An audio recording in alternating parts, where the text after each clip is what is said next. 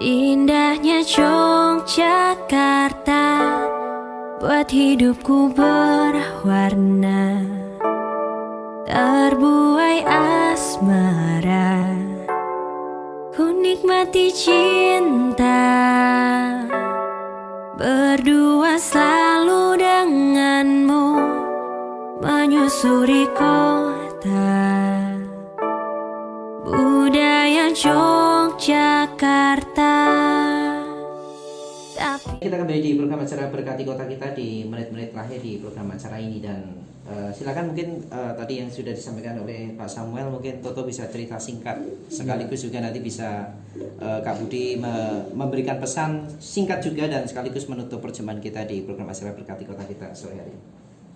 Yuk, silakan. Oke. Mas Toto.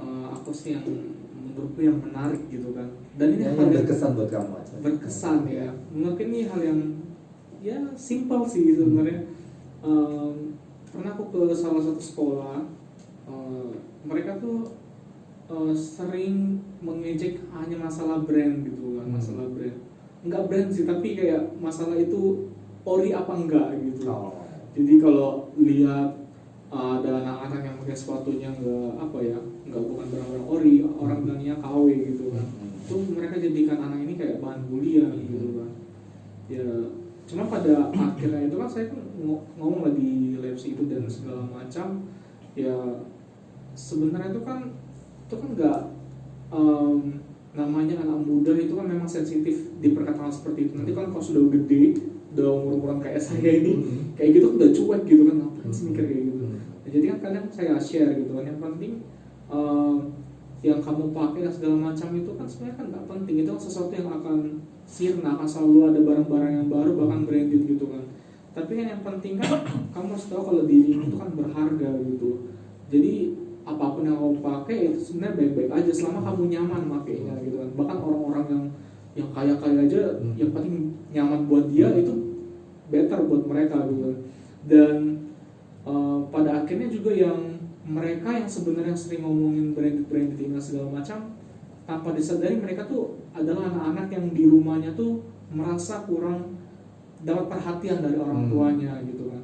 Jadi mereka kayak mencari perhatian betul di sekolah dan segala macam. Dan di akhir sesi itu ya aku ngomongin seperti itu, ya kedua anak ini yang pembuli dan yang dibully ini yang sama-sama mereka kayak nangis gitu loh kan. Jadi bisa menyadari. Iya, Ya. aku sebelumnya nggak tahu gimana kan, cuma pada akhirnya kan mereka kontak dan bagiku wow gitu kan. Dan padahal itu masalah yang sangat simpel, cuma ngomongin masalah brand itu, tapi mereka ternyata tuh ada akar yang dalam dari diri mereka gitu loh. Yang satunya anaknya nggak pedean, yang satu anaknya sebenarnya dia tuh mencari pelampiasan, ingin mendapatkan sebuah perhatian atau ingin dirinya dihargai gitu kan.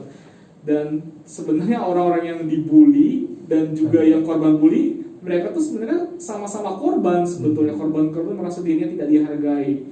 Dan disitulah ya yang aku lihat sebenarnya itu siapapun lah ya, tadi seperti saya katakan, tak korban tak yang pembuli, sebenarnya mereka ini sama-sama mereka tuh sama-sama tidak tahu identitasnya itu seperti apa gitu kan. Mereka kayak kehilangan identitas mereka sesungguhnya. Iya, karena di usia remaja kan sedang proses. Iya, proses gitu kan. Yang ngebully pengen diakui, yang korban dibully juga pengen pengen dirinya nggak mau dianggap rendah gitu kan. Kan sama sebenarnya mirip-mirip aja kan kedua-dua ini gitu kan. Dan di situ sih mereka akhirnya bisa kayak saling memaafkan segala macam. Sejujurnya ada beberapa poin terakhir di Lefsi, memang kami kadang menganjurkan untuk melaporkan segala macam, tapi saya sangat paling mendukung di poin yang paling terakhir, gimana caranya untuk tidak dibully gitu kan. Cara yang paling efektif menurutku adalah kita harus berteman dengan siapapun gitu kan. Kalau kamu melihat ada orang aneh terus kamu menganehkan mereka, ya dia akan semakin aneh gitu kan. Tapi kalau misalnya nih, kalau ada orang yang dia anggap aneh terus kita ajak berteman, kita ajak dia main ya hal-hal simpel lah, misalnya anak sekolah main Mobile Legends, main PUBG gitu kan. Ya bagi mereka sudah dianggap ada mereka punya teman. Dan seperti yang Kak Budi bilang tadi, kalau orang sudah no sosial, wah itu pasti sudah target utama korban bully. Nah tapi kalau mereka sudah punya teman, itu kayak secara otomatis orang-orang yang bully itu juga melihat itu berbeda gitu kan. Oh dia ada teman gitu kan. Dan itu sih aku biasanya mendorong mereka, kalau kalian memang ngerasa aku lebih mendorong mereka yang punya teman tuh berteman dengan orang-orang yang dianggap aneh oleh Justru teman-temannya. mendekati, Iya, mereka harus ya. mendekati. Dan juga yang merasa dirinya tidak punya teman ini, ya mereka harus mau mendekatkan Ya, diri belajar gitu membuka kan. diri ya, Harus dengan membuka diri. teman-teman Jadi yang lain. semuanya harus saling Belajar ya. belajar gitu loh. Jadi Iya. nggak ada yang saling membutuhkan. Padahal memang mereka kedua ini memang harus saling membutuhkan juga. Oke, Gitu. jadi berarti silakan Pak Budi di akhir acara kita silakan ada pesan singkat dan bisa tutup dalam doa buat teman-teman yang Jogja Lapar sore hari mendengar program kita. Oke, ya. Ya, intinya adalah bullying itu adalah salah satu bentuk pelecehan. Tadi ya Pak Sam bilang kayak merampas hak anak juga ya. Dan kalau di Amerika itu bullying itu menempati posisi tertinggi yang menyebabkan remaja bunuh diri. Dan mungkin sebenarnya di Indonesia juga begitu kali ya. Mungkin cuma tidak terdata, tapi juga mungkin artinya mematikan potensi dan semuanya lah. Jadi buat semua siapapun yang hari ini mendengar, mari kita buat tempat kita, sekolah kita, pertemanan kita itu bebas dari bullying lah.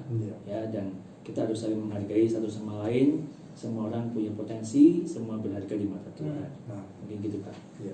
Silakan. Oke, bisa. yuk kita berdoa semua ya. Kita datang sama Tuhan. Tuhan, terima kasih buat pembicaraan kami hari ini Tuhan lewat Love Jogja. Biar semua pendengar Love Jogja hari ini bisa diberkati Tuhan.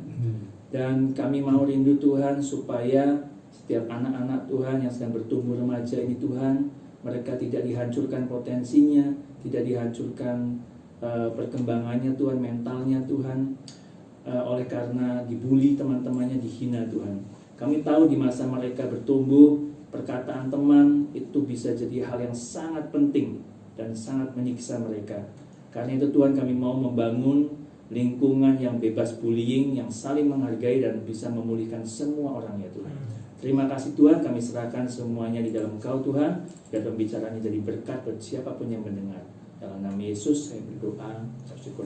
Amin. Amin. Baik, terima kasih Pak Samuel, terima kasih Kak Budi, Toto buat obrolannya di sore hari ini. Bisa semuanya berlanjut dalam program